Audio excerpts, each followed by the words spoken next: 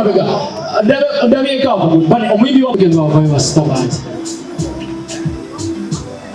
about to be the date of a stab?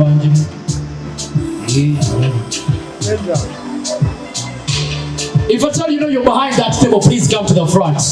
Yeah, come to the front. No, you can come and sit. Come and feel free. Feel free to occupy these seats. Ostegera sembera pase no otule no kutula.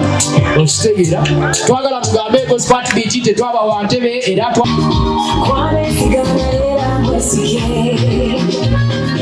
amufaka likumenya mabye.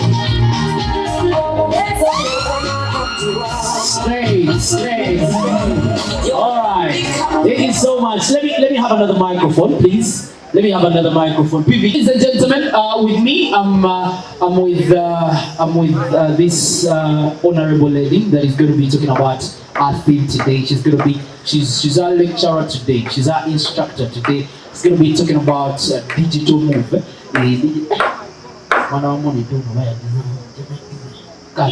All right, we're going to be talking about the digital move and how gospel artists, as the gospel fraternity.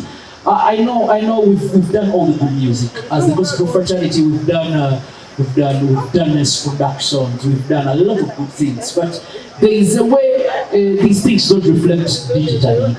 There is a way they don't reflect. There is a way they don't reflect on our social media handles. There is a way it doesn't reflect on our YouTube channels. There is a way it doesn't reflect in all those media platforms. I'm saying that so. And we are going digital. The world is one village. So I think you're gonna help us address that today. But before you address that, please introduce yourself to the people. Kale, now we're gonna get up at the file.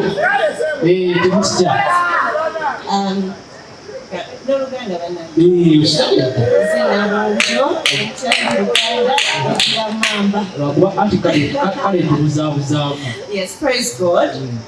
My name is Dorothy. I'm an arts manager.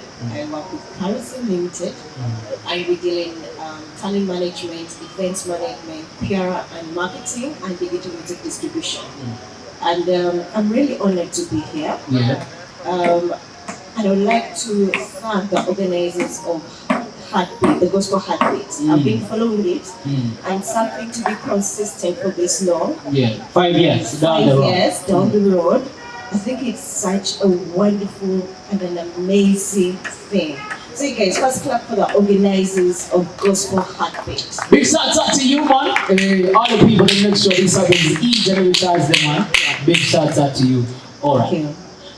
Tugenda simbulira onengera buze ebizibu muko okitegeera abalabi batya okubuuza mwina bibuuza which is okay okitegeera we need to address all these issues okitegeera kyakabi before let's start from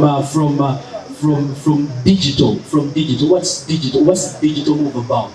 Of course, yes, I understand it has a lot of things, but how does this move incorporate arts now? Because we're talking about arts. We have artists here, we have DJs here, we have producers here, we have a lot of people here.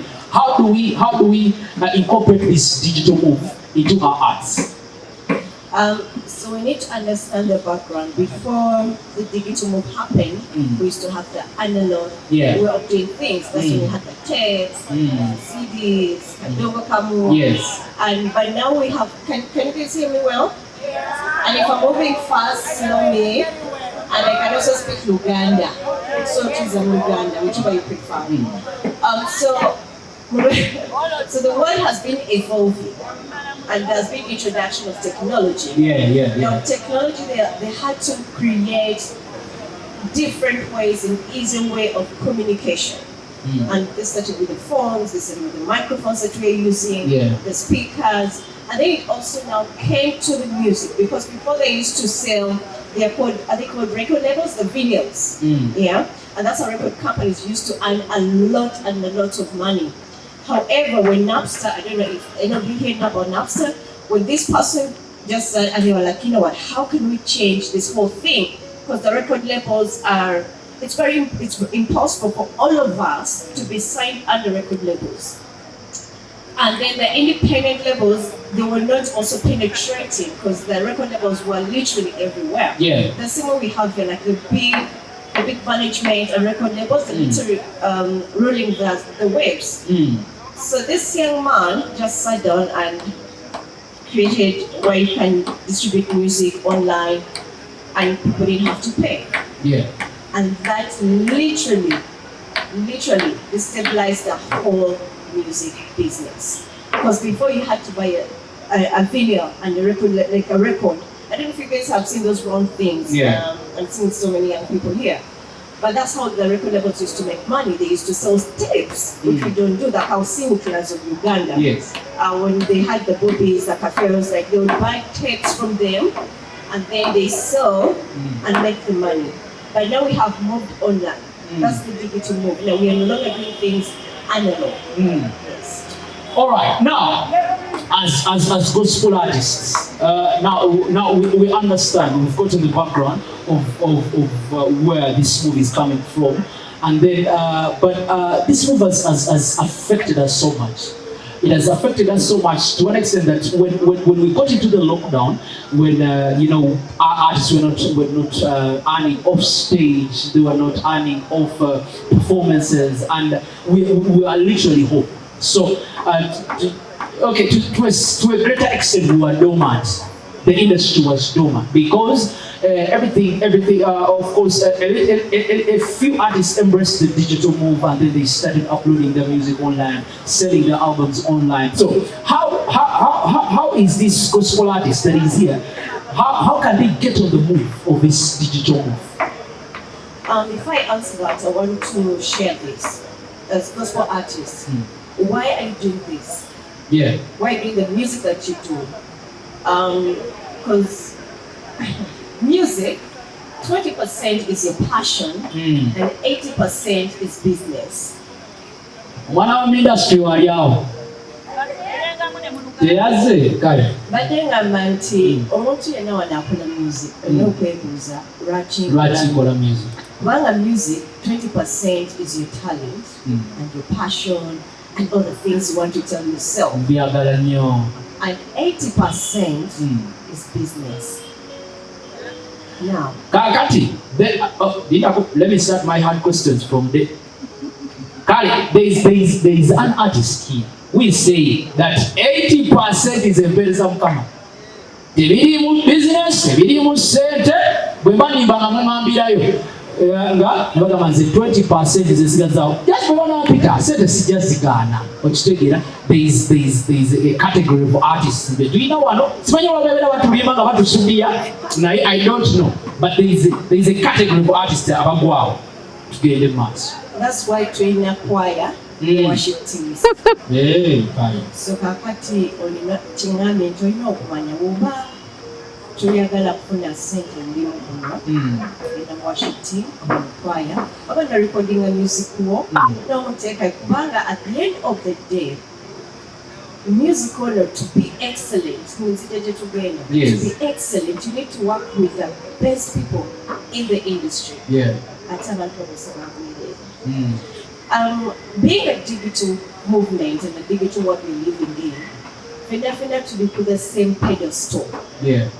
No one is going to say, oh my God, she's just a worshiper. She feels so good for the Lord.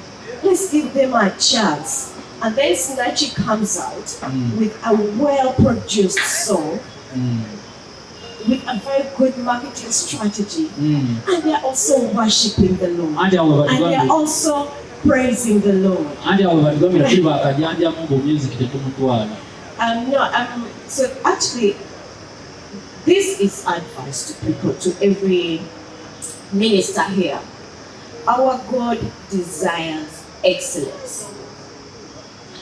Our God excellence kye mu Luganda. Katonda ayagala ebirungi naye. Katonda waffe ayagala ebirungi naffe. Era bwe yali atunda yali buli omu yamutonda n'asooka atonda kino n'atonda kino ate nga buli kimu amanyi nti kirungi era bwe yamala ne yeekubira ne mu ngalo. Kaakati ngaffe abakristaayo ekintu ekisinze otukosa kati ebintu tetubikola bulungi ate nga tukompitinga globally okubeera mu Uganda nalowooza nze ne mu Uganda tebandaba eno digital move gye tulimu fenna tuba tukola ki twelaba nti olina ogamba akayimba kagenda kateekayo ku YouTube akayimba mukabala si kalungi era kajja kukomaawo kubanga I'm going to tell you the truth tulina wano abayimbi ab'amaanyi naye nga music wabwe tebasobolamu kuba outside of Uganda ensonga purely produced naye wano nga tumuyimbirako tumuweerako eki wakati mu digital distribution gyenkola where we distribute the music tukusaba wayo katwesigenda speed agenda speed oba tagenda speed Giovanni Lee obitegeera ebyoluzungu kale nti tukusaba wayo wave yes bwe tugikusaba weba erina emitendera gyetatuuse bagigana ne bagamba nti no production eri substandard kubanga erina ogendera ku mutindo gwegumu ogwa bani abayimbira ebweru abayimbira Nigeria abayimbira Kenya kino bagambye nti digital move eno kyetuyambe nti etutadde on the same pedestal which also gives you an opportunity in Uganda tuba oli mulungi abantu bagenda kukola ki kulaba nti music wabeera ku Spotify wabeera ku Apple wabeera ku Boomplay abantu abawuliriza snatch nga banoonya gospel music most likely bajja kusanga oluyimba lwe luba nga lulungi. That's when I come in to ask. There is okay. We see very many artists that really do nice songs. Bakola ennyimba nnyimbe nnungi nnyo, ne bakola video nga nnungi nnyo okitegeera. Ne baziteekayo naye ng'era okitegeera ogenda ogituukako nga video y'omulokole eriko view bbiri. Okitegeera eriko view bbiri okitegeera oluyimba alutadde mu ssente nnyingi nnyo okitegeera kwegamba omwana gospel apostinga akantu ku Facebook ne kabeerako like bbiri okitegeera ennaku 3 days ago nga kaliko 14 likes okitegeera kiki ffe tetwabanyine like have we supported ourselves oba mwe aba you guys that understood the digital world temweducatinze kimala. It's not about educating ekimala nze njakwagamba I mean saasomera bya music naye when I realized nti ino industry gyenyingiddemu neetandika okunoonyereza neetandika okunoonya abantu ababikola neetandika okunoonya like I read nekumira kumanya ate nenoonya n'abantu abamanyi kakati that cannot be an excuse nti abalokole tujjemu ekyejo mu bintu bino nze kinyuma nnyo nti tulina ekyejo tugenda ne tugamba mukama naye ne mukama naye atutunuulira n'agamba nabawa buli kimu bw'oba ogamba nti tomanyi obuuzizza oba osigaddeyo gy'oli okiraba wakati nze sigenda ne muntu omu sigenda kujja nga noonya buli muntu kati eno platform abali wano bagenda kufunamu when it's put online abanaalaba bajja kufunamu kati kyobuuzizza nti tuteekayo music abantu tebatamulaba it comes to marketing it does come to marketing one of the hardest thing as the gospel industry that we are facing is because we are not marketing and yes this comes to maybe to what is said naye nze ngamba tewali sente kikyolina mu ngalo kubanga ne mukama yabuuza Moses kikyolina mu ngalo tandika n'abantu abakwetuludde basobola okusharingako kalinki kotaddeyo abafamire yo bagambe kyogamba olina emikwano ebiri mu nsi eno bokka mbuuza ebibuuzo so that tusobola okukola ki okweddamu. Yes. Kale, kansubira betulina bwe tulese mabega abanyumira bwe mabega osimanyi oba ebintu bino mubitegeera nnyo naye nga ffena twandibadde okitegeera. Let's concentrate this side. All right. Still back to you. You've told us about marketing and of course the good music. Kakati nekirala. If there is a katwalo gospel artist aliyo okitegeera abadde takimanyi nakimanya nti oli distributor wa music okitegeera. Do you distribute music w'abantu abali mu Karizim bokka oba this is you do it for each and everyone, and what does it take for someone to get their music to those platforms? One, we do distribution for everyone. Karizim took another artist. Yes, we've been managing some artists, but we also work with other artists in different capacities. We're going to music be distributed.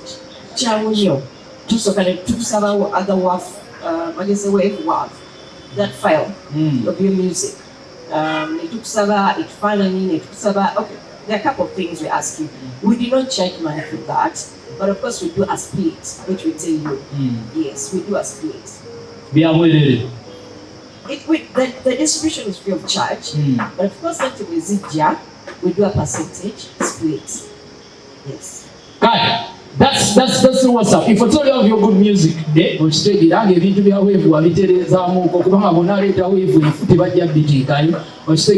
just how do they contact you? How do they contact you? Well, Teleco Facebook, Karizim Business, everywhere. Karizim Business. Karizim Business for Karizim, even on Instagram.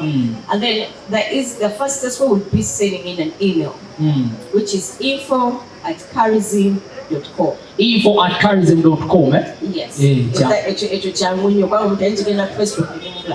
But email info@karizim.com. And when your music, I realize to take a Spotify, we will Spotify, Boomplay, Tidal, all those. There are so many. There are more than 75 platforms.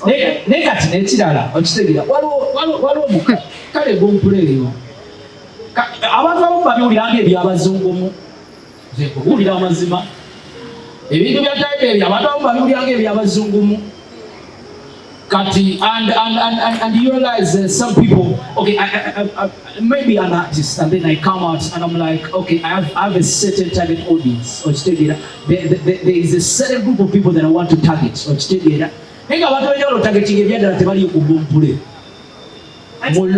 that's why I'm saying they distribute to different digital stores. When we Apple, when we Spotify, when Shazam, there are 75, there are over 75 depending on the genre of the song. But what's it okay, there's going to be 90 stores. What's it okay, there's going to be 70 stores. So it depends on the genre of the song. Yes. Alright, any last words? Akatalekeka, Kogamaji, Kagamba artist about the digital move. Our dear gospel artists, learn to brand yourself. Always look good. Always look your best. What you is Mukama n'abantu basooka kulaba kati banawulira kikola kye then n'abafilminga ekyo kye bateekawa to the digital platforms, that is Facebook, YouTube, anything that has to do digital. And in that instant omuntu n'asalawo oba agenda kugoberera oba nedda. Ennaku zino tugamba naye lwaki abantu ba endorsing, like why aren't we getting endorsements for Christian artists? I think the only one who's doing it is Baby Gloria, but I don't think it's because she's a gospel artist. Because they are telling Kadani, movies and all that, which has really worked well for her. But now Chichi Ejituebesa currently, because we're really looking through the numbers, and we're like, by the way, Chichina gospel artists are even putting endorsements. And when we were talking to some of these people, they were asking for numbers. That's number one. Like the first thing is you have to be out there. You have to come up with a strategy. Because I don't know your brand, I don't know what you stand for. And you're not just paying. About they only spend in studio. Next. There's life after one song. So you can come to Karizim, we do those strategies and all that. But we can always sit and advise you it won't be very expensive, and advise you all the way forward. So you have to work on your numbers. You have to work on how you look. Because you're selling your product and the other product. I know that mu church bagamba nti mfe nnyo ku by'omwoyo, which is very, very true. Naye ate ne Katonda waffe no gye yatuyita, we have to understand that we're human and we're dealing with the human people. Like, what do they appreciate? Like, tuleme kiragamba nti muba ebintu ebimu toyagala bifaako, sigala mu choir ne mu worship team ate nayo baamalira ddala. So my takeaway is, one, know why you're doing this and the long and your long vision. Two, think about your brand and how you present yourself. All right. And the third one, please utilize the digital platforms, because we are not going back to analog, because they are, and it's open. Omuntu Nigeria jakulaba, omuntu wawa jakulaba, and that's how you'll be able to get the bookings and be able to fly out. And then pray. Thank you. Thank you so much. Give it up for Navunjo. Trouble with you.